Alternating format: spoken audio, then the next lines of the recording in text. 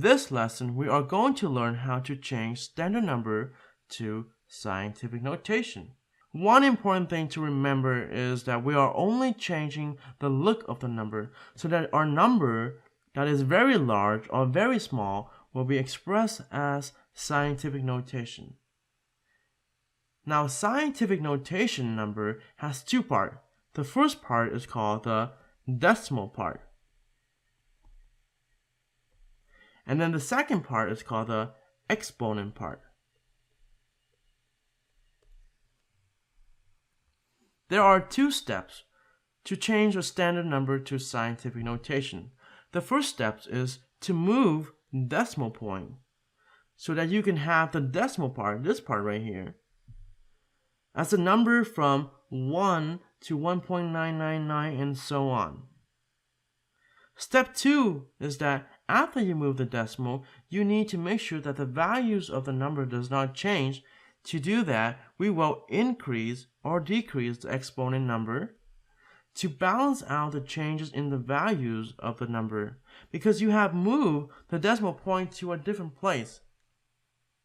There are two different cases. The first case is that when you make a decimal part smaller, okay, that means going to be decreased, then the starting number, this will increase the exponent. Therefore, you see how this is decreased, this is increased to balance it out. So that way the values of the number does not change.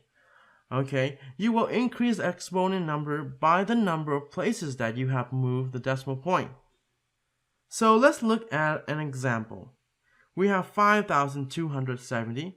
In this case, we know the decimal point is at the very end. So we need to make sure that the decimal part is going to look like this, 1 to 1.99. So we had to move this decimal this place, 1 to 2, 3. So we moved 3 places. Look at the values of the number now. We have 5.270. That value is a lot smaller, right? By how many places?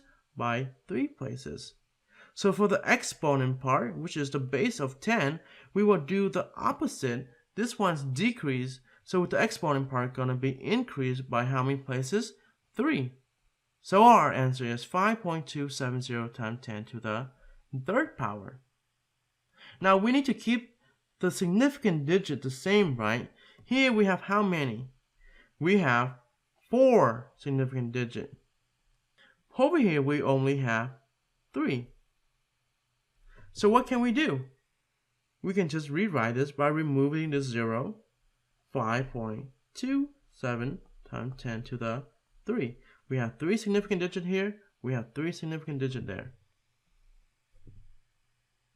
Let's try the second case when you do the opposite. When you make the decimal part larger than the starting number, okay, what will happen?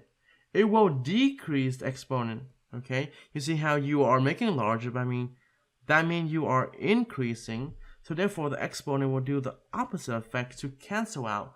So that way the values of the number will not change. So here we have a number, 0.90. The decimal is right here, right? And we want to make our decimal part look like this.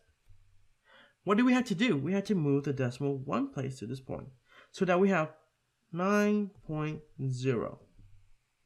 9.0 is larger than the starting number by how many places? By 1 places.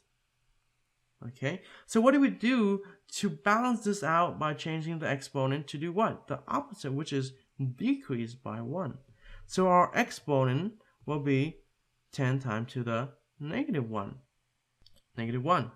And that's all we have to do. Does the Sig Fig stay the same? Here we have 2 Sig Fig. This is also 2 Sig Fig, so we are done. Let's try another one. In this case, we have 0.00700. This is the decimal place here. We move 1, 2, 3. So that our decimal part will look like this, from 1 to 1.99 and so on. We will have 7.00, okay? Now what happened to the values of the number? After you move the decimal, right, the values increase by how many places? By 1, 2, 3. 3 places. So what are we going to do to the exponent? We are going to do the opposite to balance out in order to keep the values of the numbers remain the same. So what are we going to do to the exponent? We are going to do the opposite.